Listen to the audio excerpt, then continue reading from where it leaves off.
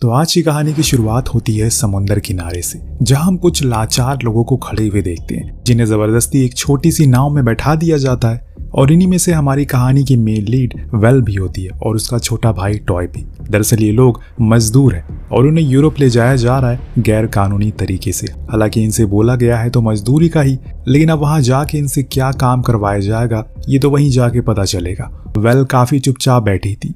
इससे पहले उसने इतना लंबा सफर कभी नहीं किया और उसका भाई भी साथ में था तो उसे भी काफी फिक्र थी। लेकिन वहां बैठे और लोग एक दूसरे से काफी बात करते हैं क्योंकि उन लोगों के लिए यूरोप जाना बहुत बड़ी चीज थी। ऐसा ही करते करते सब एक दूसरे से अच्छे से जानने लगते हैं। धीरे धीरे करके ये लोग समुंदर को पार कर रहे होते हैं कि तभी इनकी बोट का इंजन बंद हो जाता है और ये देखकर सब लोग घबरा जाते हैं। अब क्या होगा? इस बीच समुंदर में कोई और इनकी मदद करने के लिए भी नहीं आएगा। जैक जो कि इनका इंचार्ज था वो इंजन को स्टार्ट करने की बार बार कोशिश करता है लेकिन कोई फायदा नहीं होता, इसीलिए थक कर वो भी बैठ गया। इन चीज़ों को देखकर हर किसी के अंदर अलग अलग कहानियां जन्म लेना शुरू करती है। जैसे कि वहां शोर बढ़ने लगता है और इससे तंग आकर जैक ने उन्हें बंदूक दिखाते हुए कहा कि अगर किसी ने अब एक चूं तक की तो वो उसे गोली मार देगा। समुंदर से शांत अब बोट के ऊपर का माहौल हो चुका है, पर यह तूफान से पहले आने वाली शांति थी। और ऐसा इसलिए मैं क्यों कह रहा हूँ, क्योंकि कुछ ही देर के बाद समुंदर अचानक करवटें लेना शुरू कर देता है। ऊंची ऊंची लहरों ने इनका जीना हराम कर डाला है। कुछ लोग तो बोट से नीचे गिर गए, फिर कभी ऊपर नहीं आए, यहाँ तक कि बोट भी पलट गई। एक समय पे तो चीखे थी, पुकारे थी, पर कोई देख ही नहीं पा रहा था। सुबह हुई तो बोट न जाने कहाँ आकर खड़ी हो गई। सिर्फ गिने चुने ही लोग जिंदा बचे थे, जिसमें वैल और उसका भाई भी था और उन्हीं की तरह एक और भाई बहन थे और जैक भी था। इन लोगों को कोई आइडिया नहीं था कि अब वो कहाँ जाए, क्योंकि जो कुछ भी मैप वगैरह थे सब तो पानी में बह चुके हैं। ऊपर से बोट भी चालू नहीं होगी। धीरे धीरे करके गर्मी बढ़ने लगती है। पेशानियों से डर और खौफ से ज्यादा पसीने चूने शुरू कर देते हैं। इसी में टॉय भी बेहोश हो गया, जो देख जॉन नाम का लड़का वो जैक से पानी मांगता है पर वो देने से मना करता है क्योंकि उसका ऐसा मानना है कि अभी उन्हें पानी की ज्यादा जरूरत है और छोटे बच्चे पे वो पानी बर्बाद नहीं कर सकता। ये जानकर वेल को बहुत गुस्सा आता क्योंकि क्या उस बच्चे की जान की कोई कीमत नहीं है। जॉन को ये चीज कतई पसंद नहीं आई, इसीलिए दोनों में बहस होना शुरू हो गई और ये बहस इतनी ज्यादा बढ़ गई कि दोनों ने हाथापाई तक शुरू कर दी। लेकिन अंत में सभी ने उन्हें अलग किया और समझाया अभी ये सब करने का कोई मतलब नहीं है।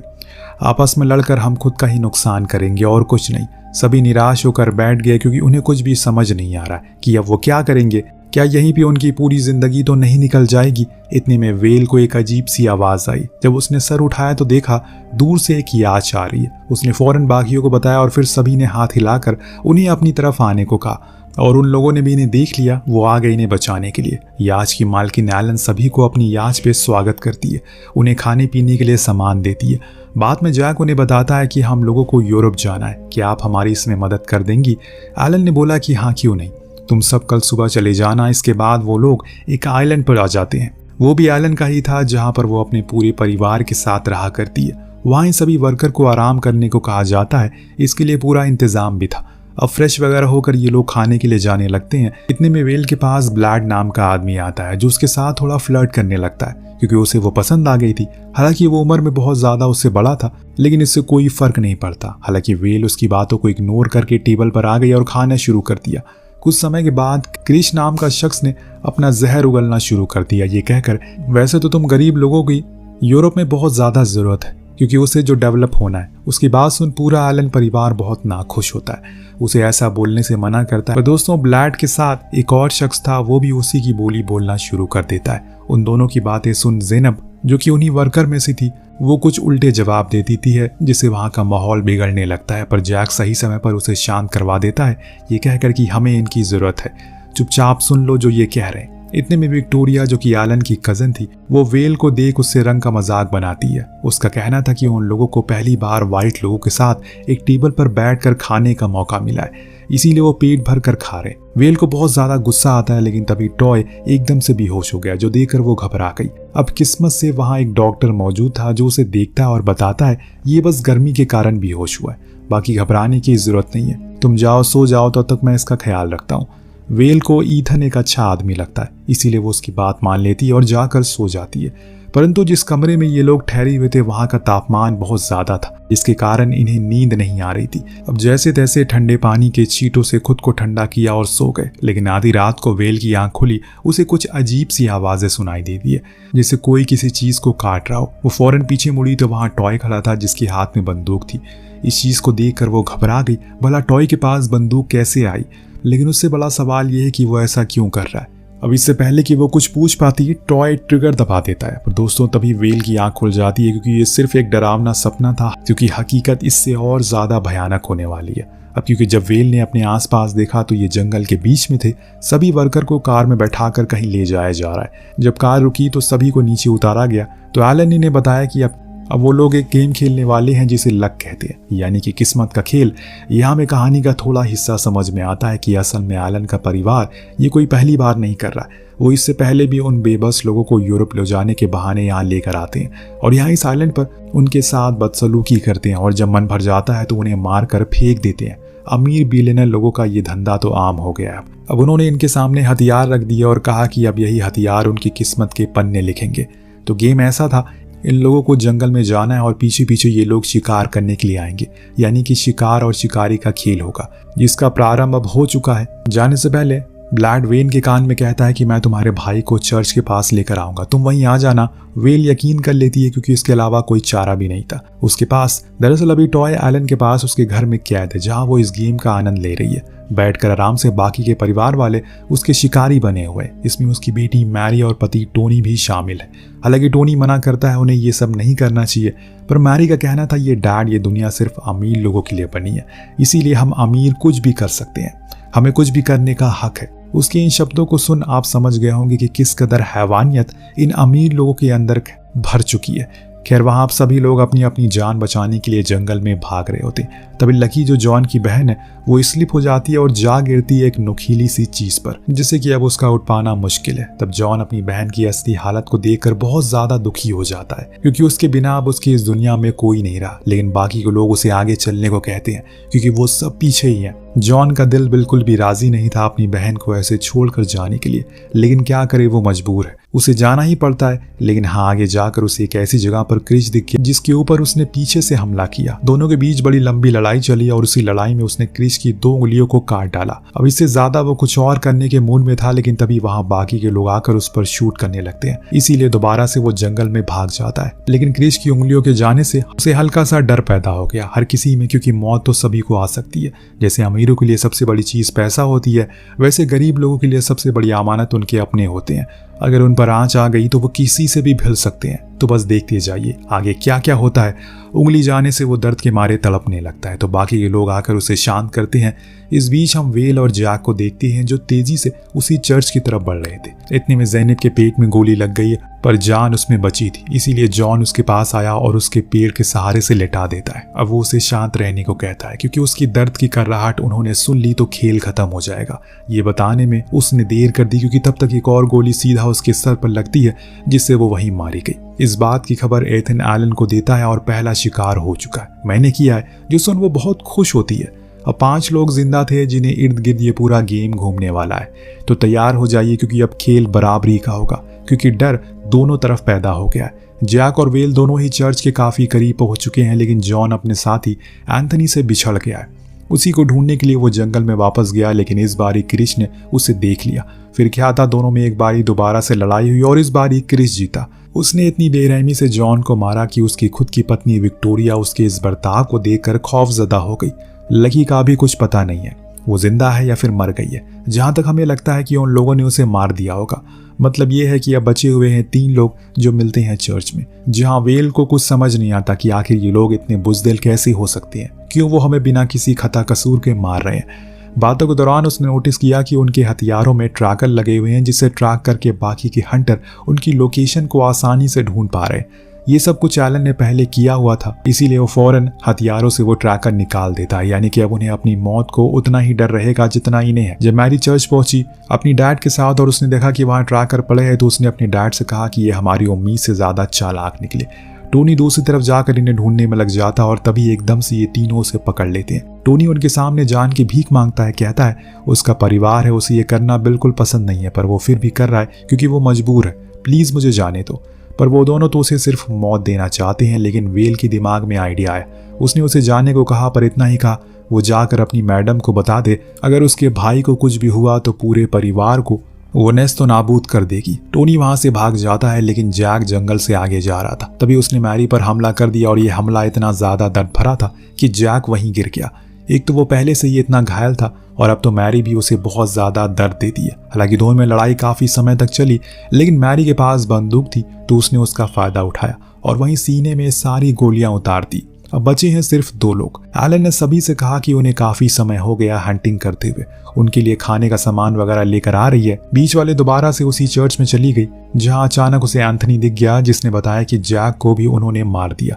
जैक की मौत की खबर सुनकर वो बहुत ज्यादा शौक में चली जाती है, क्योंकि वो दिल का अच्छा था, भले ही बाहर से कट्टर था, पर वहीं जिसने सभी को उम्मीद थी वो लोग यूरोप में जाकर अच्छे पैसे कमाएंगे। लेकिन एक वही था जिसने सभी को उम्मीद दी थी कि वो लोग यूरोप जाकर पैसे कमाएंगे। दूसरे सीन में एलन सभी के लिए खाना लेकर आती है, पर विक्टोरिया अचानक से रोने लगती है, क्योंकि टोनी ने सभी को बता दिया जो कुछ भी वेल ने उसे कहा था। जो सुन सब हैरान हो गए, लेकिन विक्टोरिया को मानना नहीं था, इसीलिए वो डर के मारे रोने लगती है। तब उसका पति क्रिश आकर उसे बहुत बुरा भला कहता है, बल्कि उसने तो ये भी कहा कि वो कायर है, भला उन गरीब लोगों की क्या औकात है कि वो हमें कुछ कर दे। पर एलन उसे दूर होने को कहती है और खुद उसे समझाती है कि अगर तुम्हें डर लग रहा है तो तुम घर चली जाओ, यहाँ पर रहने की जरूरत नहीं है, क्योंकि यहाँ कायरों की कोई कमी नहीं है। उस छोटी बच्ची की इतनी औकात नहीं है कि वो हमें कुछ कर सके। हमारे पास हथियार है, लोग हैं, पैसा है, सब कुछ हमारे पास। उसके पास तो कुछ भी नहीं है। लेकिन दोस्तों, फिर भी विक्टोरिया वहां से चली गई। हो सकता है कि उसने वो देख लिया जो अभी इन सभी ने देखा नहीं है। वेल आगे चर्च में बैठा एंथनी वेल को अपनी कहानी बताने लगता है। वो पहले एक हंसी खुशी जिंदगी जीता था अपनी पत्नी के साथ। उनका एक कैफे भी था जिससे अच्छी खासी कमाई हो जाया करती थी। लेकिन एक दिन वहाँ एक धमाका हुआ जिसमें मेरा सब कुछ खत्म हो गया और तब से मैं अकेला पड़ गया। उसकी इस कहानी को सुनने के बाद वेल अपनी जिंदगी के उस किस्से को उसके सामने रखती है, जिसके बारे में उसने कभी किसी को बताया नहीं था। आज से 8 साल पहले जब अपने परिवार के साथ वो कहीं जा रही थी तो उनके ऊपर कुछ आतंकवादी संगठनों ने हमला कर दिया था और वो उस पूरी बस को हाईजैक कर लेते हैं। अंत में एक एक करके सभी को मार देते हैं। लेकिन मैंने उनके 2 लोगों को मार डाला जो देख वो काफी प्रभावित हुए और उन्होंने मुझे अपने साथ रख लिया। धीरे धीरे करके मुझे आदत होने लगी उस खून खराबे की। मैं भी मासूम लोग ही जान लेने लग गई। यहाँ तक मैंने खूब प्रैक्टिस भी की और एक दिन हम सभी लोग एक गांव पर हमला करने के लिए जाते हैं, जहां मुझे पहली बार एक बच्चा दिखा रोते हुए। दोस्तों, वो बच्चा कोई और नहीं बल्कि टॉय था। अब वेल को पहली नजर में उस पर बहुत ज्यादा दया आती। वो बिना कुछ सोचे समझे उसे अपने साथ रख लेती है। फिर धीरे धीरे करके जैसे जैसे टॉय बड़ा होता गया, वेल के अंदर उसके लिए इंसानियत बढ़ती चली गई। वो आग उसके अंदर बुझ चुकी थी, जिसके कारण उसने एक दिन सब कुछ छोड़ दिया और दूसरे देश भाग गई। एंथनी उसकी कहानी से काफी प्रभावित होता है। उसे नहीं पता कि वो इतनी बहादुर है, लेकिन अब उसे यकीन हो चुका है। इस बीच हम विक्टोरिया को देखते हैं, जिसने चर्च में इन दोनों को छुपे हुए देख लिया। फौरन अपने लोगों को बता दिया, क्योंकि वो नहीं चाहती कि वो दोनों यहाँ से बाहर जाए। सभी को उसके परिवार के बारे में बता दे। अब जेल थोड़ी जाना चाहेगी वो। उसके इशारों पर कुछ ही देर में वहां पर सब लोग पहुंच जाते हैं। पर यहाँ पर सबसे पहले ब्लैड टॉय को लेकर चर्च पहुंच गया। अब वेल उसे बोर्ड की चाबियां मांगती है, लेकिन ब्लैड एक चाल चलता है। उसने चाबियों को नीचे रख दिया, लेकिन जब एंथनी उसे उठाने के लिए झुका तो उसने उसके गले को बड़ी बेरहमी से काट दिया। ये सिर्फ उसकी एक चाल थी, ताकि वो किसी भी तरह वेल के साथ वो कर सके जो पहले कई सारी लड़कियों के साथ उसने कर रखा है। इस बारी वो भूल गया कि ये वेल उन सभी की तरह लाचार और बेबस तो बिल्कुल नहीं है। टॉय और वो दोनों वहीं खड़े रहते हैं कि तभी पीछे से क्रिश आकर गोलियां चलाने लगता है। इससे ब्लैड का ध्यान भटक गया और इस बीच वेल ने टॉय को एक छोटी सी खिड़की से बाहर कर दिया। खुद वहीं एक खुफिया जगह पर छुप गई। अब ब्लैड बाहर टॉय को ढूंढने के लिए चला जाता है और अंदर क्रिश वेल के पीछे लग चुका है। बंदूक हाथ में होने के साथ साथ दिमाग को भी होना बहुत जरूरी होता है, जो कि क्रिश के पास नहीं था। इसी चक्कर में वो वेल के बनाए एक जाल में गिर गया। वेल को यहाँ अपने भाई की फिक्र थी, इसीलिए वो उसे ढूंढना शुरू करती है कि तभी उसकी नजर खिड़की के बाहर पड़ी, जहां टॉय भाग रहा था। लेकिन अचानक एक गोली चली और उसे आकर लग गई। इससे वो वहीं गिर पड़ा। लेकिन इससे पहले कि वो बाहर जाती, वो लोग टॉय को लेकर कहीं चले जाते हैं। बस वहां था तो उसका खून। अब वेल के लिए टॉय ही उसकी दुनिया थी। अगर किसी ने उसकी दुनिया छीन ली तो वो शैतान बन जाता है। 10 साल पहले जो आग बुझ चुकी थी वो अब ज्वाला का रूप ले लेती है। अब वो किसी को नहीं छोड़ने वाली है। सबसे पहला शिकार उसका बनता है क्रिश, जिसने उसे बड़ी ही दर्दनाक मौत दी। फिर वो बाहर गई और वहां आराम से कार के अंदर एसी चलाकर विक्टोरिया सो रही थी। लेकिन जब उसने करवट ली तो उसकी मौत खड़ी थी, जिसे वो सॉरी कहती है, लेकिन अब तो सिर्फ खून बहेगा। वेल ने अपनी पूरी मैगजीन उस पर खत्म कर दी, फिर उसी कार में रखे हथियार को अपने पास रख लिया और निकल पड़ी आगे शिकार के लिए। बड़ी देर छानबीन के बावजूद उनके हाथ कुछ नहीं लगा, ऊपर से अंधेरा भी हो गया। इस बीच कहीं से ऊपर तीर चलती है जो उसके सीने के आर पार घुस जाती है, जिसके कुछ देर बाद वो बेहोश हो गई। जब उसकी आंखें खुली तो उसने खुद को टेबल से बंधा हुआ पाया। सामने खड़ा था ईथन, जो उस पर किसी तरह का एक्सपेरिमेंट करने वाला था, और बाकियों के परिवार वाले बाहर बैठकर आराम से डिनर का लुत्फ उठा रहे थे। हालांकि उनके अंदर डर था, क्योंकि आज पहले गेम में उनके लोग मारे गए थे। लेकिन इस गेम को भुलाने के लिए एलन सभी के सामने टॉय को लेकर जाती है। जी हाँ, वो अभी जिंदा है और वो ही इन लोगों की खुशी का कारण बनेगा। उसके साथ वो सब कुछ करेगा जो उनका मन कहेगा, लेकिन इससे पहले वो उसके साथ लुका छुपी खेलेंगे, जिसमें पहले टॉय घर में छुपेगा, फिर मैरी और टोनी उसे ढूंढ बाहर। ब्लैड एलन से कहता है कि इस बारी तो मेरी जान हलक में आ गई थी, क्योंकि मैंने ऐसा कुछ पहले कभी नहीं देखा था। लेकिन एलन कहती है, जब खेल इतना खतरनाक हो तो लोग तो मरेंगे, पर मजा भी आना चाहिए, जिसके लिए मैं कुछ भी करने को राजी हूँ। इस बीच वेल खुद को आज़ाद कर देती है। जी हाँ, उसने एथन के सर के आर पार उस तीर को कर दिया और अब वो आज़ाद हो चुकी है। यानी कि लुका छिपी अब और ज्यादा मजेदार होने वाली है। दबे पांव के साथ वेल लैब से बाहर आती है और सबसे पहले उसे दिख जाता है टोनी, जो पानी पी रहा था। ये उसकी आखिरी घूंट बन जाती है, क्योंकि वेल ने उसके सर को ही धड़ से अलग कर दिया। अब जब एलन ने खून की बूंदें देखी किचन के बाहर, तो अंदर आ गई और उसने जब अपने पति के सर कटी लाश को देखा तो जिंदगी में पहली बार उसे समझ आया कि डर का मतलब क्या होता है। जब डर लगता है तो कैसा महसूस होता है। उसने फौरन बाकियों को इस बारे में बता दिया कि अभी वेल जिंदा है और अब वो इसी घर में है, तो अब तीनों ही उसे ढूंढना शुरू कर। लेकिन उनसे ज्यादा तलाश वेल को उनकी थी।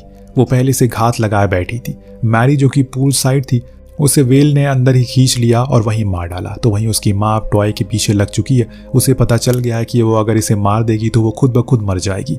लेकिन ये काम इतना आसान नहीं होता, क्योंकि टॉय के मारने से पहले वो उसके सामने आकर खड़ी हो गई।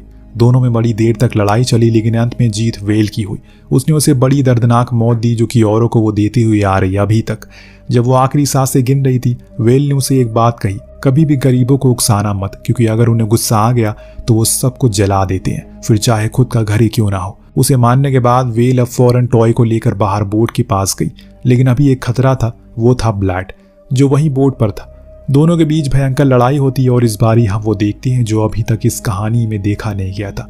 वेल को हारते हुए वो उसके सामने एकदम से लाचार हो गई, और एक समय तो ऐसा आता है कि ब्लैड उसका गला बड़ी ही देर तक दबाए रखता है, जिससे उसकी जान धीरे धीरे करके जाने लगती है। लेकिन तभी पीछे से एक तीर चलता है जो सीधा लगा ब्लैड के सर पर, जिससे कि वो मर कर पानी में गिर गया। ये काम टॉय का था, जिसने अपनी बहन को एक नई जिंदगी दे दी।